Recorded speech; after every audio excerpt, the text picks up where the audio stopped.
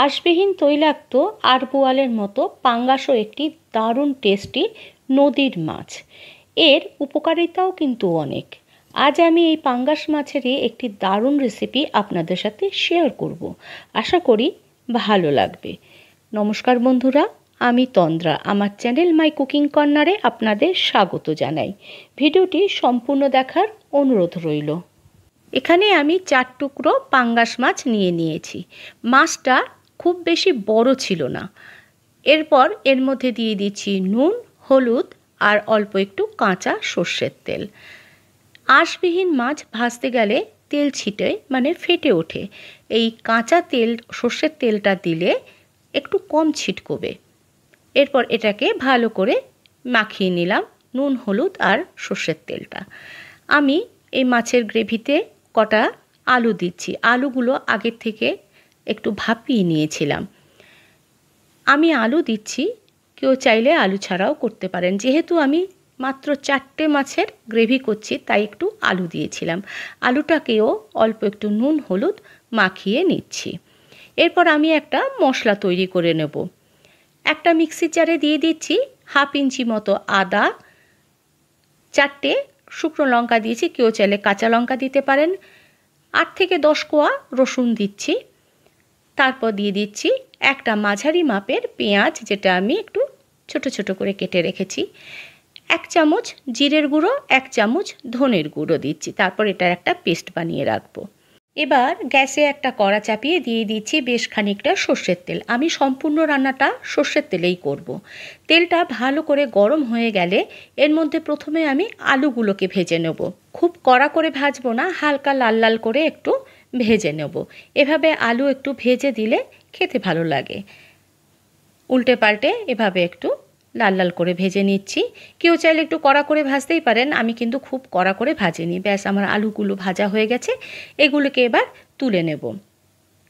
এবার এই তেলের মধ্যে দিয়ে দেব মাছগুলো। আমি দুটো মাছ করে ভাজছি। যতই সাবধানতা অবলম্বন করা হোক না কেন, আর বোয়াল ট্যাংরার মতো এই মাছও কিন্তু তেলে দেওয়ার সাথে সাথে ফেটে ওঠে। তাই একটা হাতে ঢাকনি নিয়ে তবেই তেলে দেওয়া উচিত। এভাবে হালকা করে ভাজবো আমি মাছগুলো, খুব বেশি কড়া করে ভাজবো না। ভাজা আমার হয়ে গেছে। এরপর এগুলোকে তুলে নিচ্ছি। বাকি দুটো মাছও একইভাবে ভেজে নেব। আমি এখানে হালকা করে ভেজেছি, কেউ চাইলে আরেকটুখানি লাল করে ভাজতেই পারেন। সব মাছ আর আলু ভাজা আমার হয়ে গেছে। এরপরে এই তেলের মধ্যেই আমি দিয়ে দিচ্ছি 2টো তেজপাতা। আমি এখানে আর কিছু ফোড়নে দিইনি, 2টো তেজপাতা দিয়েছি। তারপরে ঢেলে দিচ্ছি মশলার পেস্টটা। চাইলে ফোড়ন হিসেবে অল্প একটু সাদা জিরে দিতেই পারেন।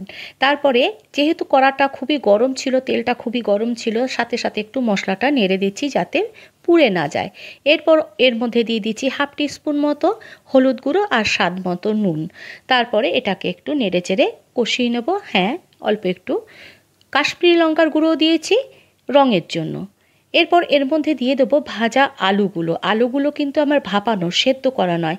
তাই কষানোর সময় আলুগুলো দিলে মশলাটাও কষে যাবে এবং আলুটাও বেশ সেদ্ধ হয়ে যাবে এবং খেতে এভাবে ভালো লাগবে আলুগুলো। একটা বড় সাইজের টমেটো পেস্ট করে রেখেছিলাম, এবার সেটাই ঢেলে দিলাম। এবার আবার কষাতে থাকবো। বন্ধুরা, আমার ভিডিওটি আপনাদের ভালো লাগলে এবং আপনি যদি হন আমার চ্যানেলের নতুন ভিউয়ার, তাহলে চ্যানেলটা সাবস্ক্রাইব করে পাশে থাকা বেল বাটনটি একটু প্রেস করে দেবেন নোটিফিকেশনের জন্য। নতুন পুরনো সকল বন্ধুদের কাছেই অনুরোধ রইল ভিডিওটি একটু লাইক, শেয়ার এবং একটা কমেন্ট করে একটু পাশে থাকার, একটু সাপোর্ট করার। কষানো হয়ে গেছে, এবার ঢেলে দিলাম জল। জলটা উষ্ণ গরম হলে ভালো হয়। আমি একটু উষ্ণ গরম করে নিয়েছিলাম জলটা, সেটাই ঢেলে দিলাম পরিমাণ মতো। যে যেরকম গ্রেভি রাখতে চাইবেন সেরকম জল দেবেন।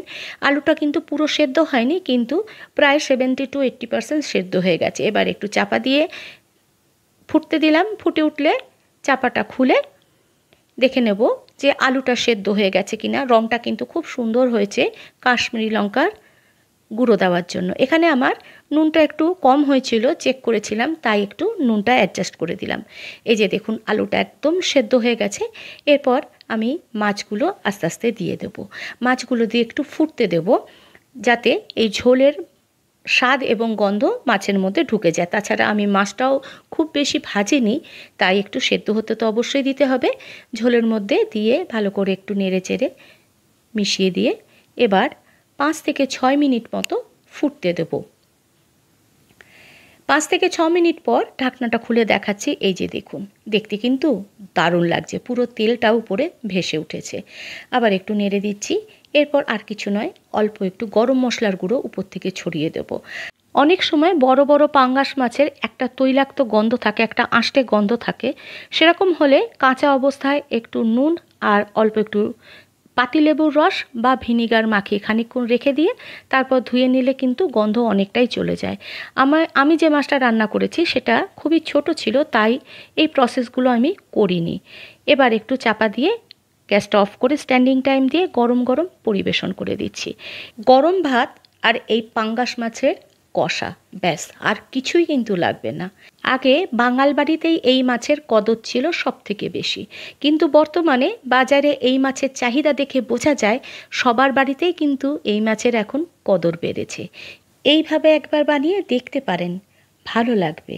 ভালো থাকবেন, সুস্থ থাকবেন, একটু সাপোর্ট করবেন, একটু পাশে থাকবেন। ধন্যবাদ।